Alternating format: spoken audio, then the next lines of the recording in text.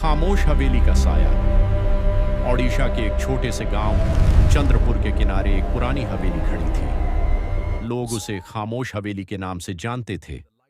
दिन में भी उस हवेली के पास जाने से लोग कतराते थे और रात में तो वहां जाने का सवाल ही नहीं उठता था।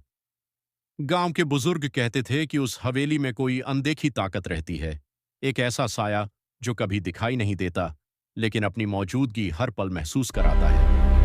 राहुल, एक युवा डॉक्यूमेंट्री फिल्म मेकर, हमेशा से सच्चाई और रहस्यों को सामने लाने में विश्वास रखता था। उसने कई जगहों पर जाकर अजीब घटनाओं पर फिल्में बनाई थीं, लेकिन खामोश हवेली की कहानी उसे कुछ अलग ही लगी। उसने तय किया कि वह इस हवेली की सच्चाई दुनिया के सामने लाएगा। एक शाम राहुल अपने कैमरा और कुछ जरूरी सामान के साथ चंद्रपुर गांव पहुंचा।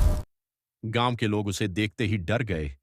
जब उसने हवेली के बारे में पूछा तो एक बूढ़े आदमी ने कांपती आवाज में कहा, बेटा, वहां मत जाना। जो भी गया है वापस नहीं आया, या अगर आया भी तो वो पहले जैसा नहीं रहा।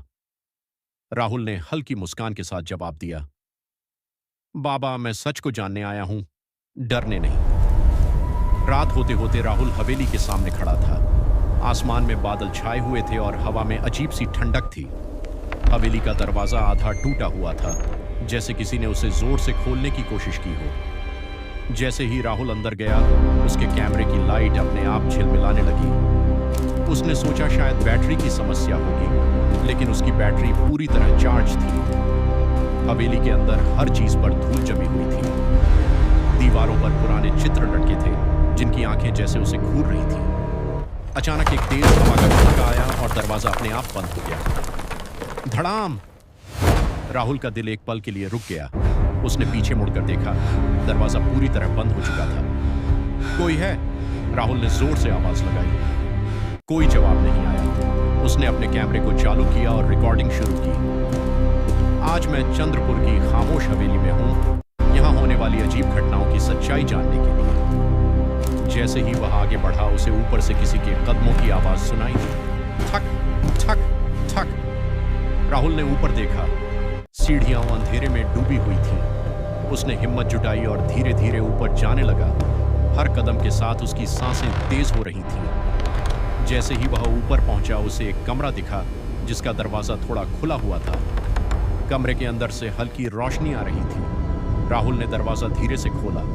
कमरे के अंदर एक पुराना शीशा रखा था और उसके सामने एक कुर्सी, लेकिन वहां कोई नहीं था। अचानक शीशे में उसे एक परछाई दिखी। राहुल ने तुरंत पीछे मुड़कर देखा, लेकिन वहां कोई नहीं था। उसने फिर से शीशे में देखा। इस बार परछाई साफ थी।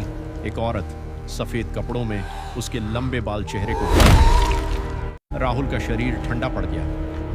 तुम कौन हो? उसने कांपती आवाज में पूछा। कोई जवाब नहीं आया, लेकिन शीशे में वह औरत धीरे धीरे उसकी ओर बढ़ने लगी। राहुल ने घबराकर पीछे हटना चाहा, लेकिन उसका पैर फिसल गया और वह गिर पड़ा। जैसे ही वह उठा, शीशे में वह औरत गायब हो चुकी थी। कमरे में सन्नाटा छा गया। राहुल ने खुद को संभाला और नीचे जाने का फैसला किया। जैसे ही वह सीढ़ियों से नीचे उतर रहा था, उसे नीचे से किसी के रोने की आवाज सुनाई दी। सिसकियां, दर्द भरी सिसकियां। राहुल ने धीरे धीरे नीचे झांका। हॉल के बीचों बीच एक लड़की बैठी थी, वही सफेद कपड़ों वाली। राहुल की सांसें रुक गईं। उसने कैमरा उस तरफ घुमाया। लड़की धीरे धीरे अपना चेहरा ऊपर उठाने लगी। उसका चेहरा बिल्कुल सामान्य था, लेकिन उसकी आंखें पूरी तरह काली थीं। तुम यहां क्यों आए हो? उसने धीमी लेकिन डरावनी आवाज में पूछा। राहुल कुछ बोल नहीं पाया। यहां से चले जाओ, उसने फिर कहा।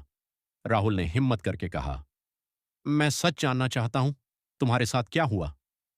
लड़की कुछ देर तक चुप रही। फिर उसने धीरे धीरे कहा, सच बहुत दर्दनाक होता है। अचानक पूरे हवेली में तेज हवा चलने लगी। खिड़कियां अपने आप खुलने लगीं और दरवाजे जोर जोर से बजने लगे। राहुल का कैमरा अपने आप बंद हो गया। अंधेरा छा गया। अचानक एक जोर की चीख गूंजी। राहुल ने अपने कान बंद कर लिए। जब सब शांत हुआ तो उसने देखा कि वह लड़की उसके बिल्कुल सामने खड़ी थी। यह हवेली मेरी कैद है, उसने कहा, और फिर उसने अपनी कहानी बतानी शुरू की। मेरा नाम मीरा था, इस हवेली के मालिक की बेटी। एक रात कुछ लोगों ने इस हवेली पर हमला किया। उन्होंने सबको मार दिया और मुझे इस कमरे में बंद कर दिया। मैं कई दिनों तक मदद के लिए चिल्लाती रही, लेकिन कोई नहीं आया। आखिरकार मैं यहीं मर गई। राहुल की आंखों में आंसू आ गए। और अब मैं यहां फंसी हुई हूं इस हवेली के साथ, मीरा ने कहा। मैं तुम्हारी मदद कर सकता हूं, राहुल ने कहा। मीरा की आंखों में एक उम्मीद की चमक आई। कोई मेरी कहानी दुनिया तक पहुंचा दे ताकि मुझे मुक्ति मिल सके। राहुल ने सिर हिलाया। मैं वादा करता हूं। अचानक हवेली फिर से कांपने लगी। मीरा की आंखें फिर से काली हो गईं। लेकिन अब बहुत देर हो चुकी है। राहुल घबरा गया। क्या मतलब? जो भी यहां आता है वो कभी वापस नहीं जाता। अचानक राहुल को किसी ने पीछे से पकड़ लिया। उसने मुड़कर देखा। कई परछाइयां उसे घेर चुकी थीं। वो सब धीरे धीरे उसकी ओर बढ़ने लगीं। राहुल ने भागने की कोशिश की, लेकिन उसके पैर जैसे जमीन में जकड़ गए थे। मीरा ने आखिरी बार उसकी तरफ देखा। अब तुम भी इस हवेली का हिस्सा बन जाओगे, राहुल चीखने लगा। नहीं! अगली सुबह गांव के कुछ लोग हवेली के बाहर खड़े थे। उन्होंने देखा कि हवेली का दरवाजा खुला हुआ है।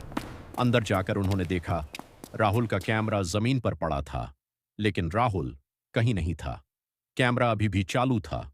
उसकी रिकॉर्डिंग में आखिरी दृश्य दिख रहा था। राहुल अंधेरे में घिरा हुआ और उसके पीछे एक परछाई खड़ी थी, मुस्कुराते हुए।